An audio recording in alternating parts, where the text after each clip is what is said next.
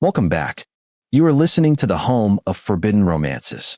Prepare yourself, because tonight's story will leave you breathless. The gun didn't tremble in Julian's hand, but his soul was already shaking apart. "Get out," Julian hissed, the sound cutting through the oppressive silence of the penthouse like a whip crack, his knuckles white as they gripped the cold steel. Rain lashed against the floor-to-ceiling glass behind him, turning the Manhattan skyline into a blurred watercolor of blood-red taillights and obsidian darkness. Caius didn't move. He stood by the elevator doors, dripping wet, his cheap leather jacket squeaking as he clenched his fists, staring down the barrel of the weapon held by the man who had kissed him breathless only hours ago. "Shoot me then, you arrogant prick," Caius challenged, his voice rough with a mixture of rage and heartbreak. "But don't you dare pretend you're doing this to save me." The unraveling had begun 6 months earlier, not with a bang, but with a buzzer. Caius Kai, Thorne hated the Upper East Side. It smelled of old money, exclusion, and ozone. As a courier for Shadow Express, a discreet delivery service for the city's elite that specialized in items that couldn't be trusted to FedEx, Kai was used to being invisible. He was the help. He was the dirt on the shoe of the 1%. Tonight's drop was at the Vance Spire, a needle of glass piercing the clouds. The recipient, Julian Vance. The heir, the Ice Prince of Manhattan. Every tabloid cover featured his sharp, angular face, icy blue eyes, and hair the color of spun platinum. He was the 27-year-old CFO of Vance Global, a man who supposedly had everything and felt nothing. Kai checked his watch. 2 a.m. A priority 1 package. When the private elevator opened directly into the penthouse, Kai expected a butler or a security guard. Instead, he found the living room in disarray. A Ming vase lay shattered on the marble floor. A heavy armchair was overturned. And there, slumped against the white leather sofa, was Julian Vance. He wasn't dead, but he was close. His designer dress shirt was torn open, revealing a chest heaving with desperate, rattling breaths. His skin was the color of ash. A spilled bottle of pills lay near his hand, not recreational drugs, but heart medication. Kai froze. Protocol dictated he drop the package and leave. Getting involved with a client, especially a Vance, was a death sentence for his job. But the sound Julian made, a broken, whimpering gasp for air, shattered Kai's cynicism. "Hey!"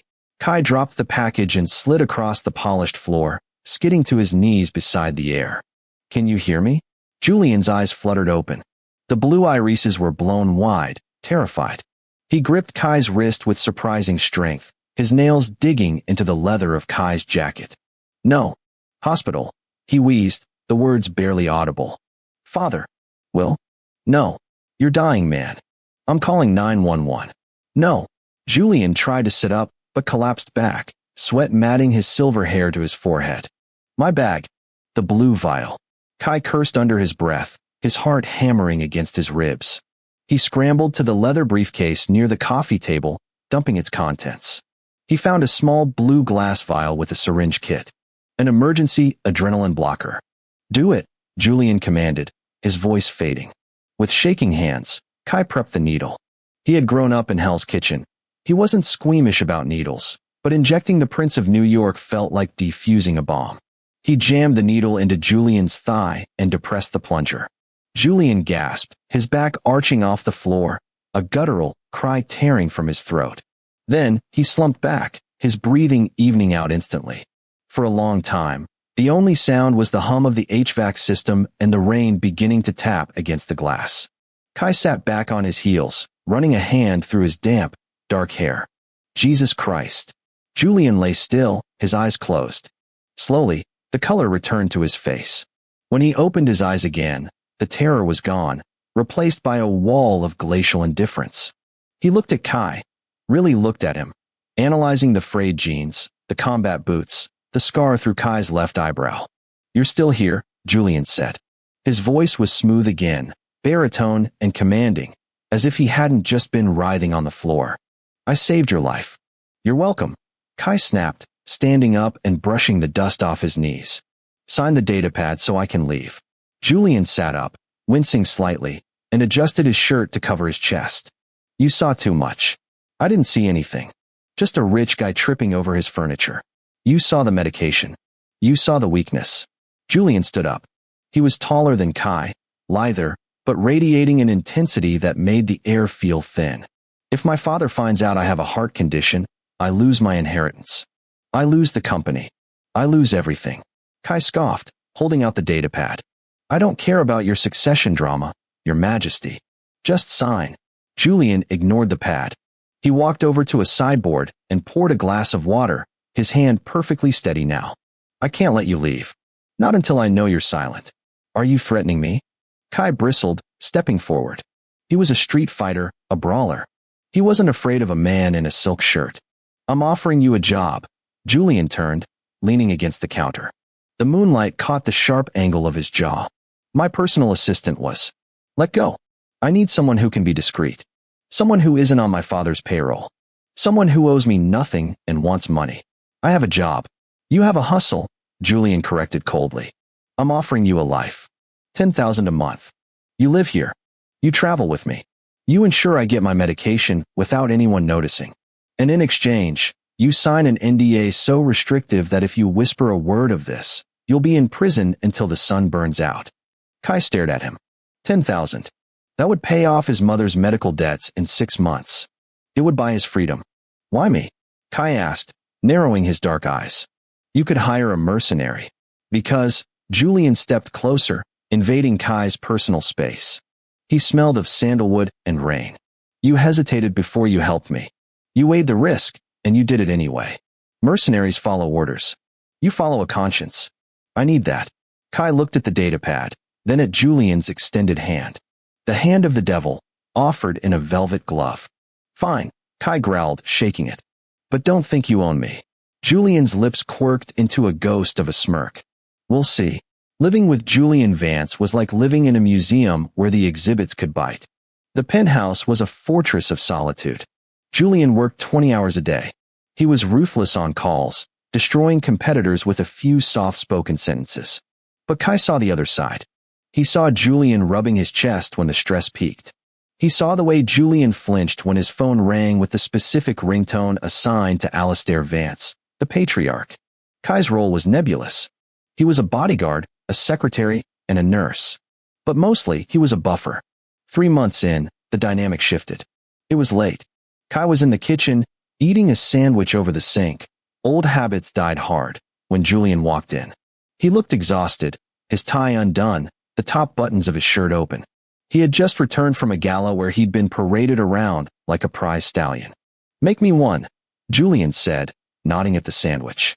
Kai blinked. It's ham and cheese. From the bodega. Make me one. Kai assembled a sandwich and handed it to him. Julian took a bite, closing his eyes. God, I haven't eaten since yesterday. Your dad had you on a leash all night? Kai asked, leaning against the counter. He had stopped using honorifics weeks ago. Julian seemed to prefer the disrespect.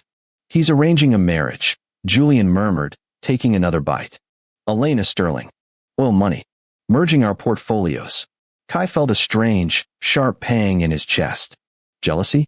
No, that was ridiculous. She's the one with the laugh that sounds like a hyena? Julian actually chuckled. It was a rusty, low sound that did strange things to Kai's insides. That's the one. Julian looked at Kai, his blue eyes softening. I don't want to marry her, Kai. So say no. You're a grown man. In my world, no is a declaration of war. Julian set the sandwich down.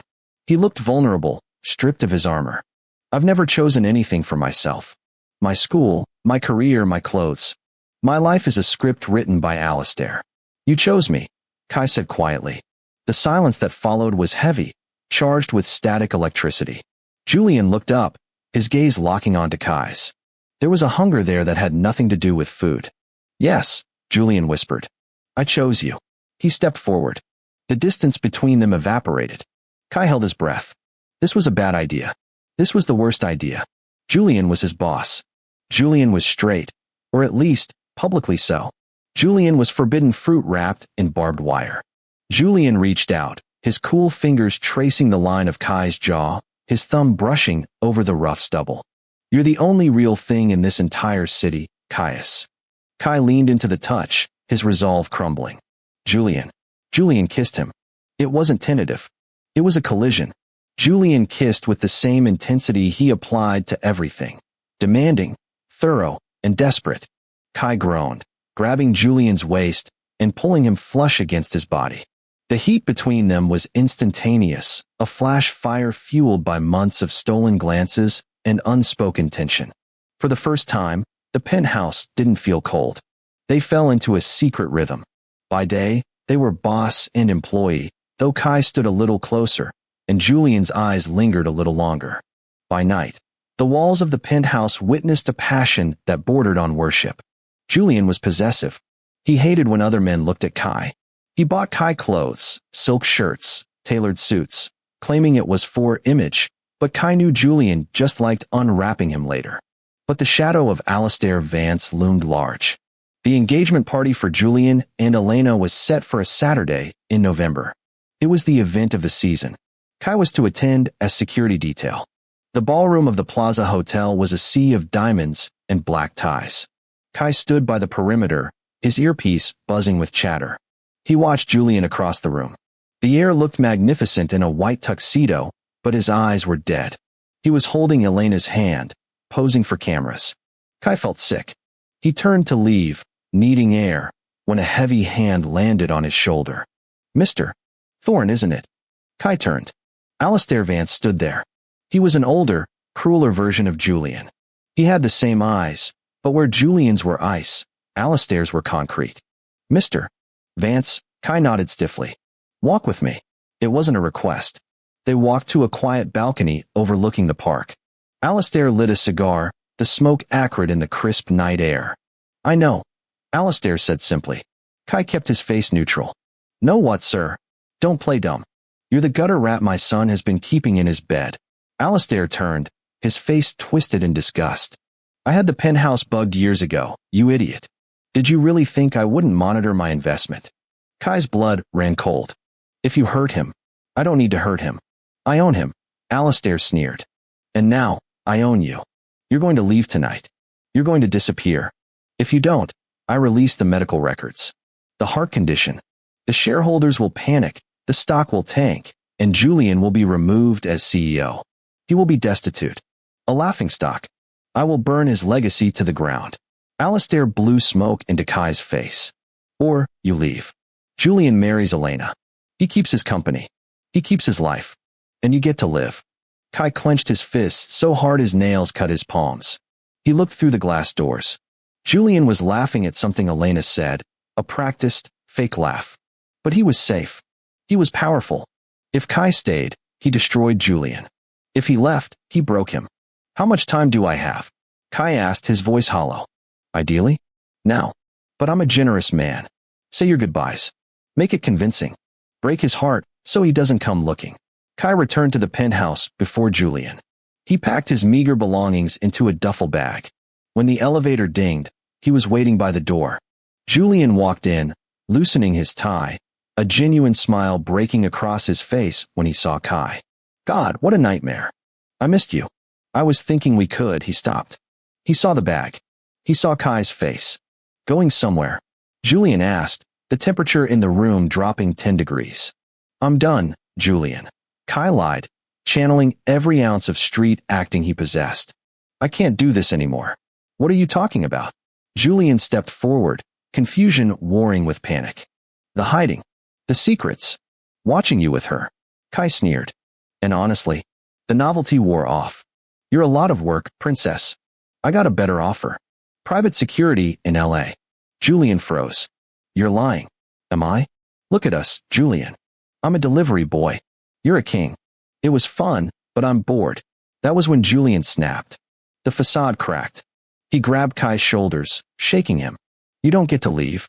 You belong to me. I don't belong to anyone. Kai shoved him back. Julian stumbled, his face twisting into a mask of fury.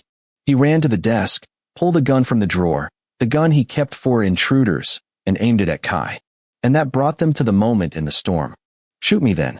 Kai roared, tears finally spilling over. Do it. It'll be easier than walking away from you. Julian's hand wavered. He looked at Kai, really looked at him, and saw the agony behind the anger. He saw the lie. Julian Vance was a genius. He saw patterns where others saw chaos. And suddenly, the pattern made sense. My father, Julian realized, the gun lowering slightly. He got to you. Kai choked back a sob. Julian, please. He knows about the heart condition. He'll destroy everything you worked for. You have to let me go. Julian stared at Kai. For 27 years, Julian had chosen power.